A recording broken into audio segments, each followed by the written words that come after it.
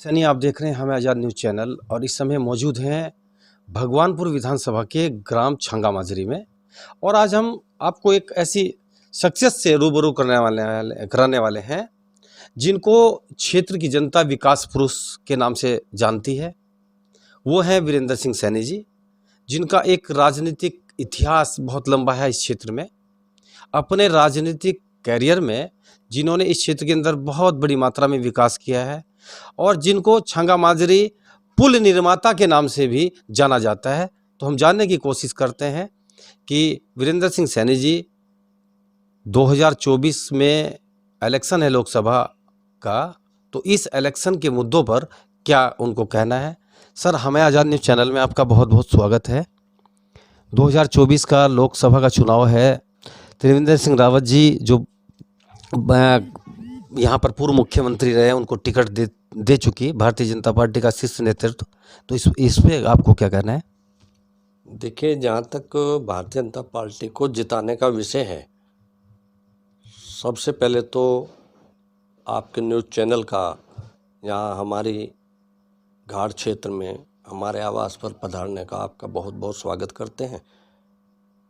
त्रिवेंद्र रावत जी कोई नया चेहरा नहीं है, वो यहाँ से पहले भी मुख्यमंत्री रह चुके हैं और उन्होंने बहुत विकास किए हैं।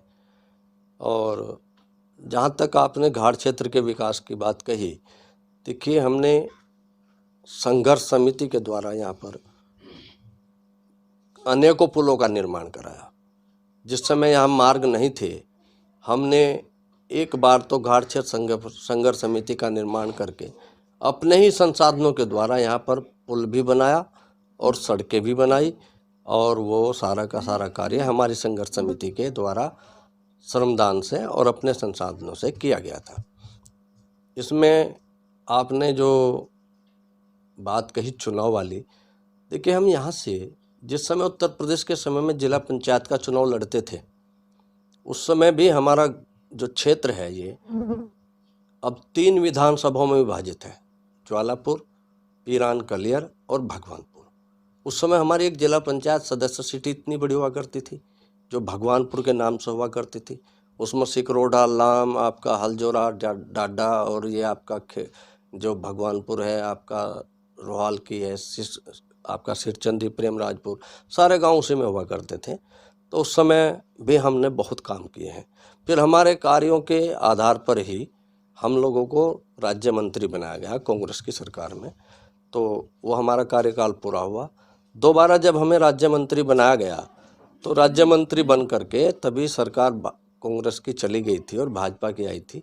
फिर हमारा जो कार्यकाल है भाजपा की सरकार में आदरणीय हमारे सुबोध उनियाल जी उस समय उद्यान मिनिस्टर हुआ करते थे, हमने उनके साथ में कार्यकाल पूरा किया और पूरे क्षेत्र को हमने सड़कों से जोड़ा, सड़कों का जाल बिछाया और पूरे क्षेत्र को हमने एक किस्म से साथ लेकर के चले, जहाँ हमारी न जाति की बात थी न धर्म की बात थी। आज हम भाजपा में हैं, तो जिन हमारी वोटों के द्वारा यहाँ से कांग्रेस की उन 3 सीटों के विधायक कांग्रेस से जीते थे, वो वोट हमारे साथी सब हमारे साथ, जब हमने ज्वाइनिंग की तो उन्होंने भी ज्वाइनिंग की, और वो सारे लोग आज मिल कर के भाजपा की रीति और नीति और विकास के साथ है। सबका साथ सबका विकास जो भाजपा का नारा है, आदरणीय नरेंद्र मोदी जी, पुष्कर धामी जी की जो सुशासन की सरकार, गरीब कल्याण की सरकार जो चल रही है, जिन्होंने, देखिए, कभी कभी क्या होता है कि गरीब के पास पैसा नहीं होता तो स्वास्थ्य कार्ड है, मजदूरी के लिए नहीं होता तो जॉब कार्ड है, आपका युवाओं के लिए रोजगार है, आपकी महिलाओं के लिए महिला दीदी है, आपके युवाओं के लिए आपके बहुत से रोजगार के रास्ते खुले हुए हैं। अगर कुछ भी नहीं है तो आपके लोनिंग बहुत जल्दी हो रहे हैं और विश्वकर्मा योजना में आपके रजिस्ट्रेशन चल रहे हैं। तो हर किस्म की सुविधाएं सबका साथ सबका विकास के आधार पर हमारी आदरणीय नरेंद्र मोदी जी की सरकार चल रही है और हमारे साथी इस समय सारे पूर्ण रूप से भाजपा के साथ है और वो निश्चित रूप से भाजपा को कम से कम 10-10 हज़ार की इन वोटों से इन 3 सीटों को जिता करके ले जाएंगे। और पूरे हरिद्वार की लोकसभा, ये भी मेरा आपसे निवेदन है कि ये भी आप सुन लीजिए और बताइएगा कि उत्तराखंड की तो 5 सीट जीत रही है भाजपा, लेकिन हरिद्वार की सीट इस बार एक रिकॉर्ड कायम करेगी। सर्वाधिक मतों से जीतने वाली सीट इस बार हरिद्वार की लोकसभा सीट होगी, और जिसका असर हमारे पूरे हिंदुस्तान पर पड़ेगा। और जो 400 पार का नारा है हमारे आदरणीय नरेंद्र मोदी जी का, मैं कहता हूं कि 400 से भी एक दो ऊपर ही हो सकती है। निश्चित रूप से सरकार बनेगी, कोई दिक्कत नहीं है। हमारा देश जो है वो सोने की चिड़िया था, सोने की चिड़िया रहेगा और विश्व गुरु कहलाएगा। इसीलिए मेरा भी मतदाताओं से निवेदन है कि आदर्श नागरिक की तरीके से उनके हाथों को मजबूत करें, उनके साथ चलें। जय हिंद, जय भारत, जय श्री राम। एक सवाल है मेरा। ये सर सवाल है कि यहाँ पर भगवानपुर, ज्वालापुर और कलियर विधानसभा में कांग्रेस के विधायक हैं, और किस प्रकार से आप उनको मात देंगे सर? यहाँ पर किस प्रकार से आप भारतीय जनता पार्टी को मजबूत करेंगे इस क्षेत्र में? देखिए, आपका कथन तो सही है, लेकिन मैं आपको पिछले चुनाव की ओर ले जाऊं। जब यहाँ से कांग्रेस जीतती थी तो हम लोग कांग्रेस में तो होते थे, हमारे साथी कांग्रेस में होते थे। आज हम भाजपा में हैं, हमारे साथी भाजपा में हैं, और भाजपा की नीतियों से जनता प्रभावित है।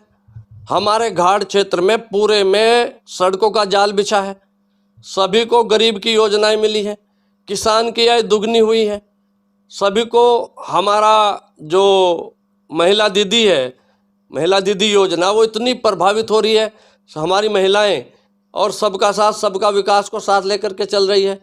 तो जिन हमारी ही वोटों के द्वारा तो ये कांग्रेस से विधायक बने थे, अब हम भाजपा में हैं तो इस बार वो हमारे साथी सारे के सारे हम मिल चुके हैं, सबसे घूम चुके हैं, सब में वो निश्चित रूप से भाजपा को ही वोट कर रहे हैं, और इस बार भाजपा भारी बहुमत से जीतने जा रही है।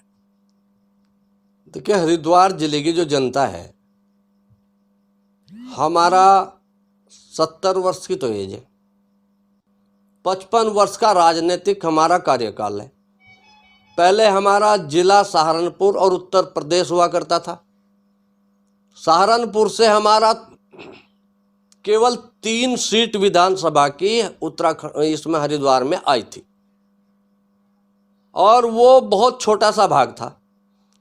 उस समय हम गांव दर गांव अपनी बाइक से, मोटरसाइकिल से घूमते थे, और पूरी जनता जब हमारा आंदोलन हुआ, हमारा संघर्ष हुआ, संघर्ष से जुड़ी, और इसीलिए हमें विकास पुरुष और पुल के नाम से, घाट क्षेत्र का गांधी के नाम से लोग जानते हैं।